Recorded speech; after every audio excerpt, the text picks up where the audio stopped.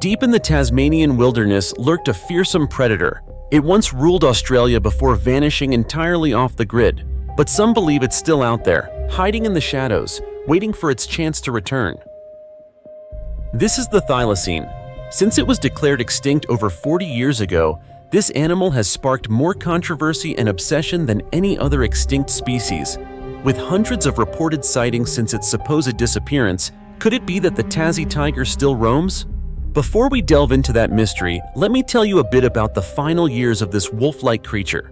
The thylacine was Tasmania's apex predator until the early 1800s. When European settlers arrived, they quickly labeled these tigers as livestock killers and a threat to farmers, despite evidence pointing to wild dogs and poor land management being the true culprits.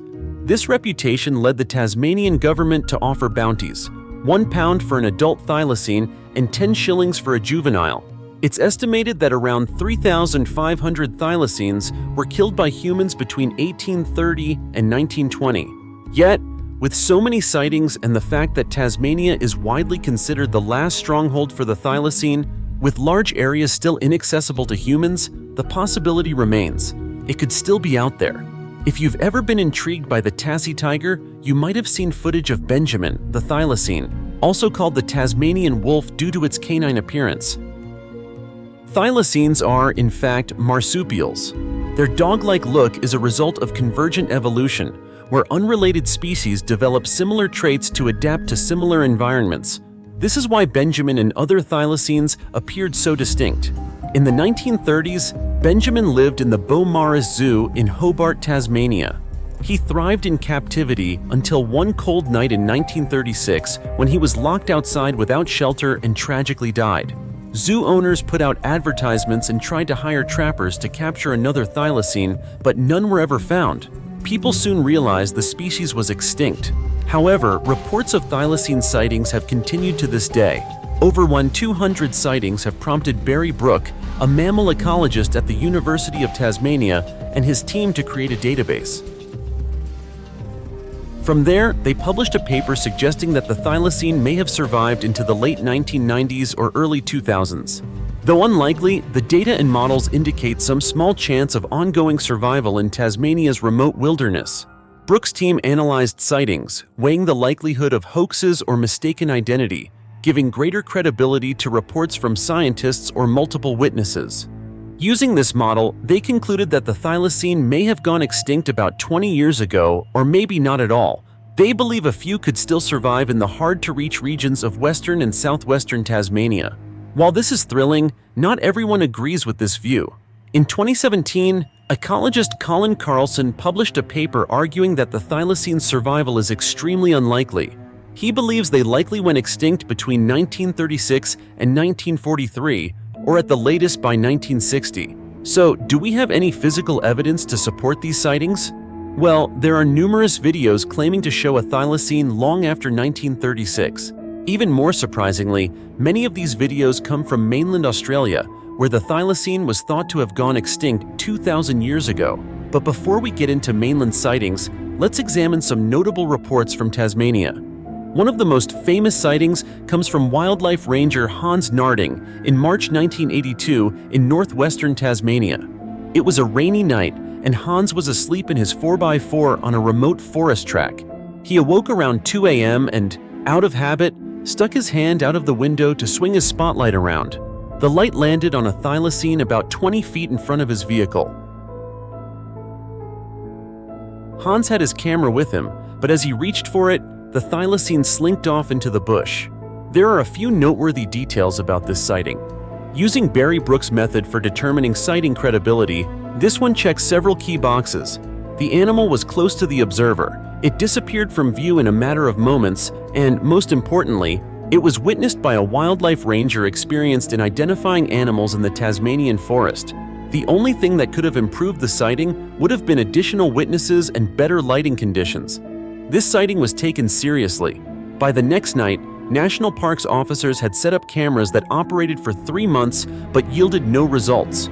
Over the following 15 months, expert tracker Nick Mooney searched for paw prints, but again, no evidence was found. The investigation remained a secret for 2 years until it was eventually announced, sadly with no results. This wasn't the first attempt to find a living thylacine. From 1967 to 1973, zoologist Jeremy Griffith and dairy farmer James Malley conducted one of the most intense searches.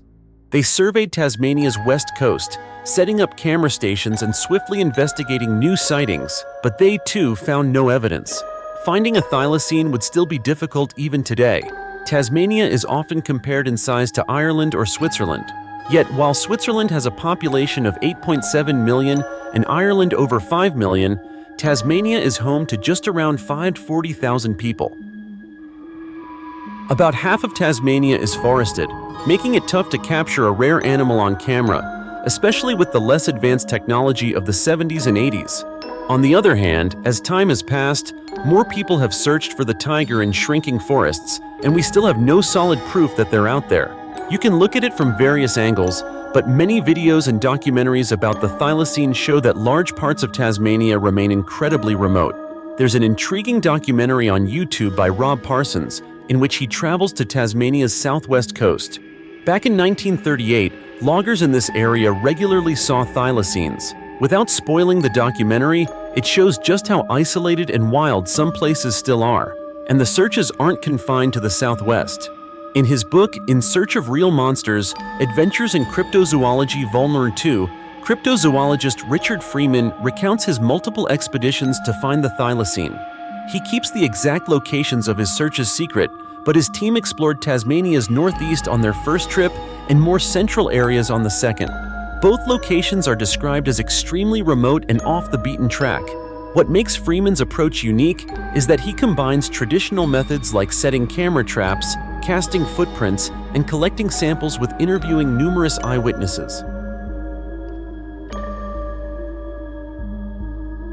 These aren't just people who think they saw a thylacine, but also those who believe they heard its call. Though no recording of a thylacine call exists, witnesses describe it as a distinctive three-part yap. Yip, yip, yip, similar to a sugar glider, but still different. Freeman even shared his own experience of hearing what could be thylacine calls. The fact is, the thylacine is so integral to Tasmanian culture that 2 of them appear on the state's coat of arms. Freeman's book is packed with information about this enigmatic creature and makes for an engaging read. Before we move on, I want to mention 2 interesting facts about the thylacine that might relate to our discussion of sightings.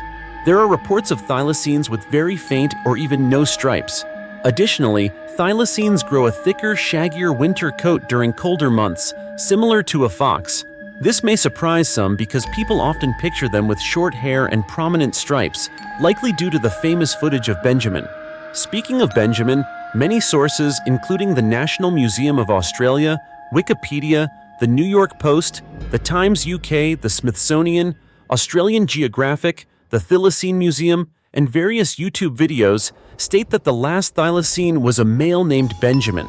However, this information originated from a single individual, Frank Darby, who told the Melbourne Press in 1968 that he was the last curator of Hobart Zoo and that the last thylacine was a male named Benjamin. He also claimed thylacines were mute, which isn't true, and that they used to feed him live rabbits as a public spectacle. Well, it turns out that Frank Darby never worked at Hobart Zoo. Tasmanian reporters tracked down Alison Reed, whose father ran the zoo until his death in 1935, and she also worked there. She confirmed that no one by the name Frank Darby was ever employed at the zoo, and she was offended by the suggestion that they fed live prey to their carnivores as a public show. And finally, the last thylacine was a female, confirmed by her remains. Many websites and YouTube videos claim that the last thylacine was a male named Benjamin, but this is inaccurate. According to records, the last thylacine was an old female captured in May 1936, who died in September 1936. Interestingly, the most recent footage of a thylacine was supposedly filmed in 1935, suggesting that the famous footage might not actually feature the last known thylacine. Moving on to sightings, though Tasmania is most closely associated with the thylacine, the majority of sightings actually come from mainland Australia, where the thylacine is believed to have gone extinct over 2,000 years ago. Some of the most compelling footage of a possible surviving thylacine also comes from the mainland. In 1973, Gary and Liz Doyle captured a 10-second clip on 8mm film in South Australia, known as the Doyle Thylacine footage. The footage shows an animal running across the road. While grainy, its shape appears to match that of a thylacine. In a few frames, stripes seem visible on its rump. It has a stiff tail and propels itself powerfully with its back legs, consistent with how a thylacine would move. Efforts to enhance the footage using AI upscaling have been inconclusive, but one method to identify a thylacine in unclear videos is to examine the heel. A thylacine's heel sits lower on the leg compared to a fox. If the heel is higher, it's likely a fox, possibly with an injury or mange. However, in the Doyle footage, the heel does appear to be lower. Some people think it might be a dog, as a dog's back heel typically sits higher on its leg. But when you watch different videos of dogs running, it's not always easy to tell. Sometimes it looks like the heel sits lower. It's hard to say for sure, but there might be something important in this footage. Now let's take a look at some famous photos from 1984 that supposedly show a thylacine. Kevin Cameron, a tracker, was hired to search for a thylacine in Western Australia after numerous sightings were reported there.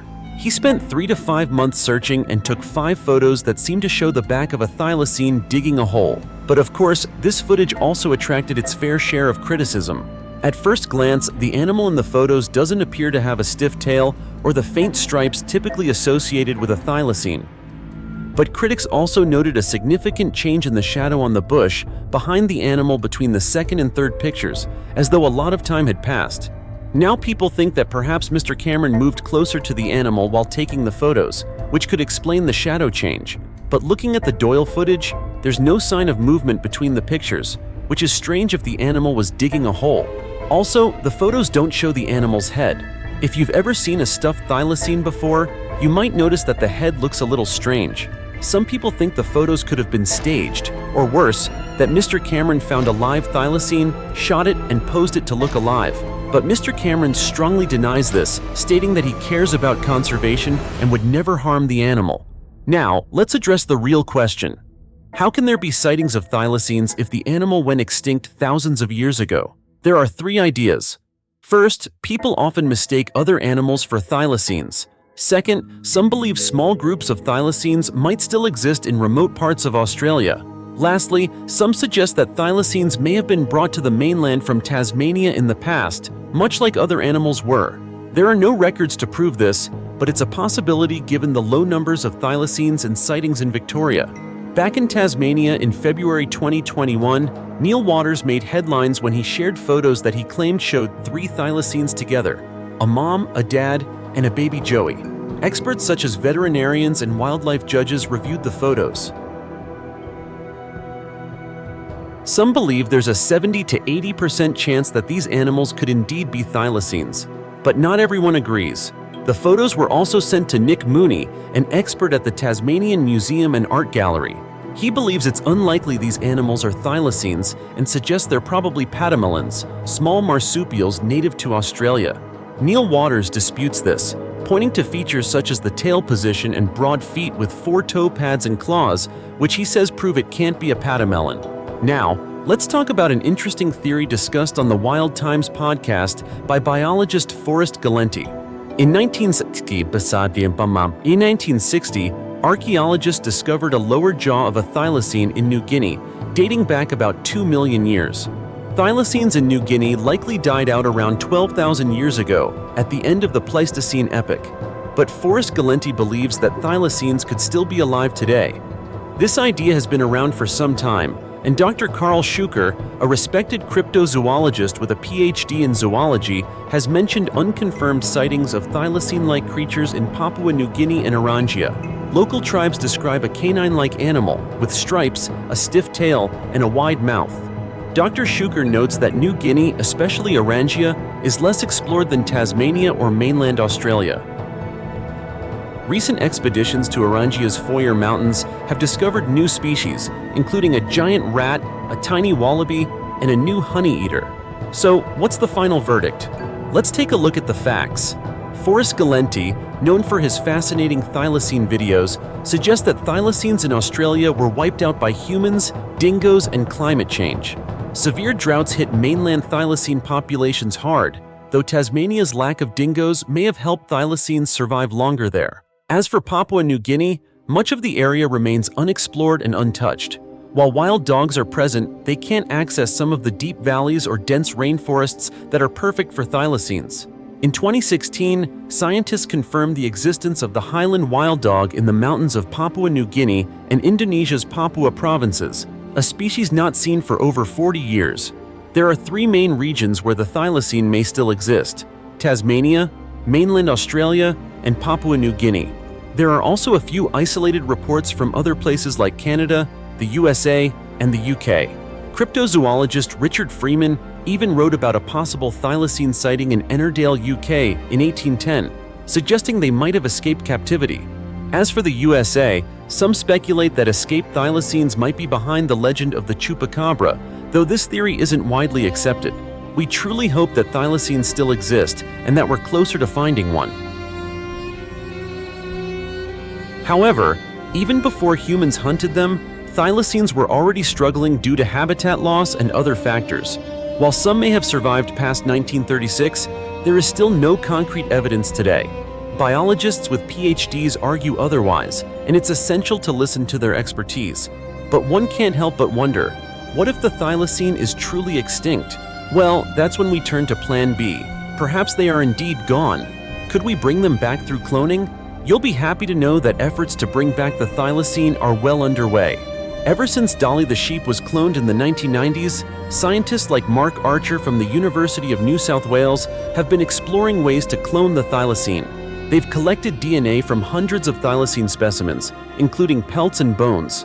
In 2017, researchers at the University of Melbourne even sequenced the entire thylacine genome, creating the most complete genetic map of any extinct species. Now, Colossal, the organization famous for its mammoth de-extinction project, has partnered with Andrew Pask's lab to bring back the thylacine. They're making significant progress, focusing on creating detailed genetic blueprints from the thylacine's closest living relatives to guide their engineering efforts. While the science is complex and success may take longer than expected, possibly decades, the project is fueled by optimism and significant funding, including $10 million from the Hemsworth brothers. Despite the challenges, there's also the chance that a living thylacine may be found in the wild before scientists perfect the cloning process. Ultimately, the future of the thylacine remains uncertain. While de-extinction efforts continue, some argue that resources might be better spent on conserving existing endangered species.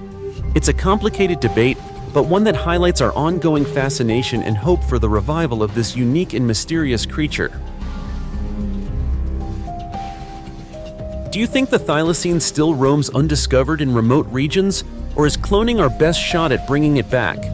Drop your thoughts in the comments below, and if you enjoy learning about ancient creatures, make sure to hit that subscribe button and stay tuned for more cool stuff from the past.